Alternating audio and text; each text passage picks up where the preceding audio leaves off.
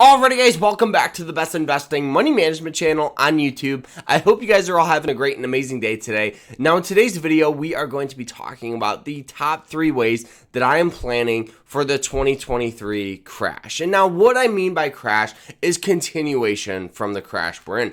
Right now, we are in a so-called bear market. And on average, these last for about 14 months. And right now, we're only about 5 months into this. Looking at the chart right here in May was when we got classified in a crash. So meaning we're about 5 months into the crash we're in. Now, like I mentioned, on average, they last for about 14 months. And yes, we've seen them go longer. We've also seen them, go sooner, just like the 2020 crash, where it took about 6 months for the stock market to rebound. So the first thing that I am doing is continuing to invest, right? Looking back at history, this always represents the best time to invest, right? If you haven't started investing, I would highly recommend it because there is no better opportunity than the present. Looking at this kind of chart here, you'll notice just how crazy this thing is, right? And what I mean by that is the average crash is down about 37%. Meaning we're about 25%, right now. And looking back at all averages, we still have possibly another 10%, 12% more to go. On top of that, investing, continuing to invest, meaning if you invest at the bottoms here, 1 year later, you're looking at an average return of about 21%, which is awesome because on average, the S&P 500 only has an annual growth rate of about 10%. So you're doubling what the average does. Then 3 years in, you're looking at about 36%. 5 years in, you're looking at 83%. And then 10 years in, you're looking at a whopping 213% on average if you just continue to invest. So that's what I plan on doing, right? So this is all the way since 1950. And I think we went through a very, very similar time in the 70s where the markets had high inflation, we had high interest rates, and just an unstable time with war and conflict. And so right now, I think we could possibly see another, 20% to go, which seems like so much.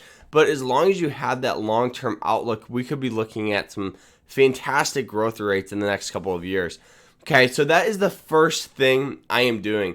Now, the second thing I am doing is looking at high growth sectors because when you want to invest, it's always smart to look at what's doing well because no matter the time, no matter if it's a bull or bear market, there's going to be sectors that are doing very, very well. So this right here is on Finvest, and you'll notice, right, everything is relatively down. But if you look close, this is the day performance, the week performance, the month performance.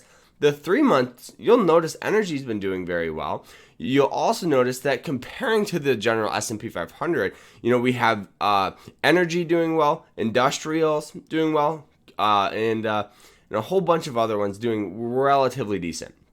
Okay, but I really care on the year relative performance and the year-to-date performance. So the top ones here are energy and utilities. So going into 2023, these are the sectors that I am willing to put a little bit more money into. The reason why is because it's going to help stabilize my account. I'm not going to go heavy into all of them because you never want to buy when things are all-time highs, right? That's just common sense. But what we could see is just continuation growth, right? So I'm definitely going to put a little bit more money in here just so I kind of keep my account more stable. But I'm also going to invest in some of the ones that are down here because these historically had the best return on investment. So that's the second thing I'm doing. I always think it's smart to do that. And the reason why is because you're just making your account more stable, less volatile. All right, the third and last thing that I am doing is I am going to continue to build my dividend portfolio. And the reason why that is just because a couple of things. The first thing, dividend stocks historically don't fall as much as the S&P 500 or whatever selling off. And the reason why that is because people are more likely to hold a more stable stock and a stock that's paying them cash flow each quarter than a stock that's not. So pulling up a massive dividend, massive dividend player here is ticker symbol KO. KO is also known as Coca-Cola. And the reason why Coca-Cola is a massive dividend player is because they've been paying a dividend for more than 50 years. Right, and we've seen some sell-off from this, but the year-to-date return on this is down about 8%.